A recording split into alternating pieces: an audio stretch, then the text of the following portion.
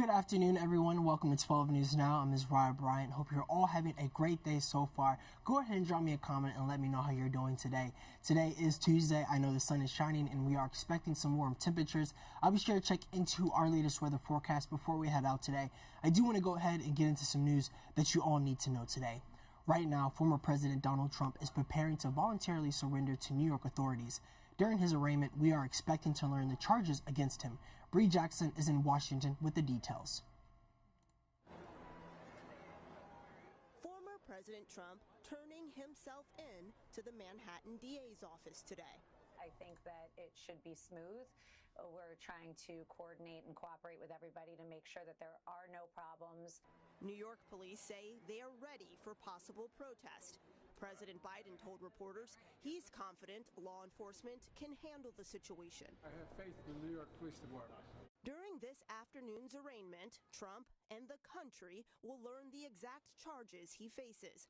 His former fixer, Michael Cohen, served as a key witness for the prosecution. I think right now he's beyond petrified. The investigation centered around hush money payments made to adult film star Stormy Daniels ahead of the 2016 election. Trump allies claim he's being targeted. We're talking about a prosecutor who, before he was elected, promised to indict Donald Trump. Cameras captured the former reality TV star turned politician arriving in New York Monday. He's a criminal defendant, people. He is no different from the brother standing on that corner that his motorcade is about to pass. Sources tell NBC News Mr. Trump faces more than 30 charges related to document fraud. Lawyers for the former president say he will plead not guilty. Former President Trump's arraignment hearing is set for 2:15 this afternoon in New York. In Washington, Bree Jackson, NBC News. And this was the scene this afternoon of protesters and members of the media outside the Manhattan courthouse. And we'll be keeping you updated throughout the day as this story develops, and look for coverage from NBC 12 both on air and online as new information comes in. And if you're out and about, you can still go ahead and watch us through our NBC 12 app. And I also wanted to let you know too, I'll be coming back on here around 2:15 for that special report to go ahead and give you the intro and wrap it up as well too. But I just wanted to let you know all about that, and I'll be doing that around 2:15 today. But switching gears here across the South and Midwest, residents are bracing for another line of severe weather that will move in starting this afternoon, just days after deadly storms devastated those communities. Forecasters predict thunderstorms, hail, and even more tornadoes for these areas that have already been hard hit by lines of severe weather. An estimated 35 million people will be in the path of these storms, and officials believe this will impact states like Iowa, Arkansas, and Missouri. Just days ago, some of the deadliest tornadoes tore through Tennessee, and another tornado in Arkansas flattened communities. Jermaine Lee and his family are one of many cleaning up of what's left of their homes. Lee and his family are working around the clock now to salvage what they can before the next round of storms hit. Where you look is more and more devastation, and like, okay, where do we begin to start trying to pick up the pieces and, rebuild? As the cleanup efforts continue, volunteers are working on the ground to clear storm debris. Some are even traveling to these impacted states to donate water, food, and personal items. Here at home, you'll also have a chance this afternoon to help the tornado victims. We are teaming up with the Red Cross for a special Call 12 today. You can call 804-345-1212 to offer your support. The phone lines will be open from 4 to 6:30 this evening. As the next line of severe weather moves through the South and Midwest, we'll be sure to keep you updated on air and online with the latest updates. And weekend storms caused some thousands of dollars of damage at the Southwest Virginia Wildlife Center. The center says strong winds caused a tree to fall on an owl enclosure. Luckily, the owl wasn't injured, but the center says it will cost nearly $25,000 to fix up the area. And the medical examiner's office has made its ruling on the death of Ivo Otieno. This comes nearly 1 month after Otieno died during his intake process at Central State Hospital. Desiree Matia has more. The medical examiner ruled Ivo Otieno's cause of death was positional mechanical asphyxia with restraints, adding his manner of death is homicide. Back on March 6, Ivo Otieno died during his intake process at Central State Hospital. 7 Henrico deputies and 3 Central State Hospital employees have been charged with second-degree murder in connection to his death. The attorney representing Ivo Otieno's family tells us this ruling comes as no surprise, adding the surveillance footage of Otieno's final moments show this. We also spoke to an attorney representing one of the deputies charged in this case, who tells us they would like to see the autopsy report to shed more light on what happened. She did say that she wanted the world to know what they did to her son. It is surprising to see that the cause of death is homicide. Dinwiddie, Commonwealth's attorney Ann Baskerville, told us over the weekend she would like to see the federal government assist with the Ivo Otieno case. This is the same sentiment others, including the Henrico NAACP, expressed to have the Justice Department step in. Now, this has not yet been confirmed whether or not this will happen as of yet. All 10 defendants in this case have been granted bond and have court hearings scheduled in April and May. Desiree Montilla, Fox Richmond.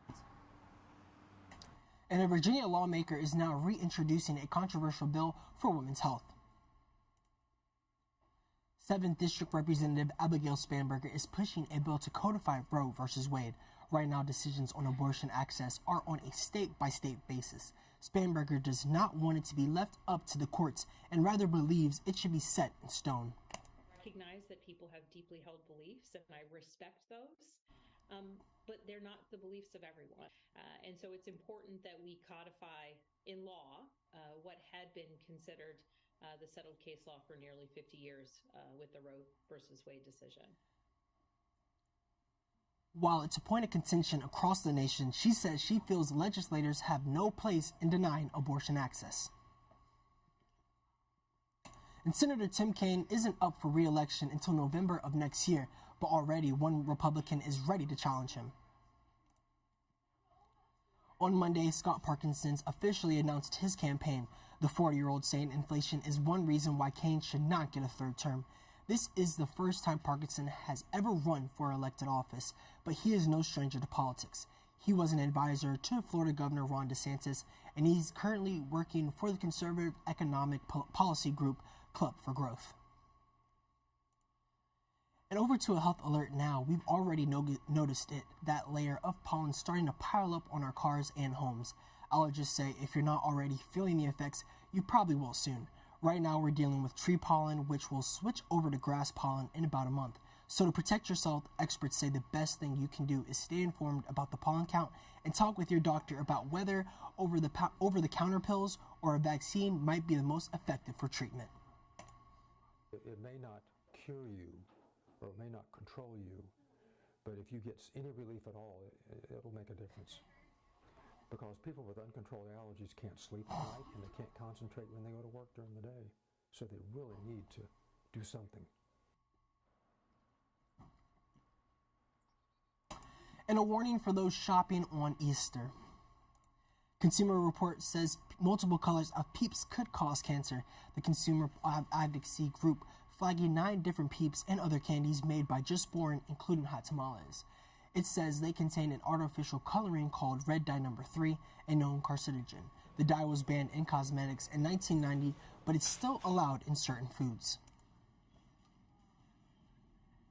So I know I'm not going to be one of those people that is eating Peeps this Easter Sunday. But thank you all so much for joining me today.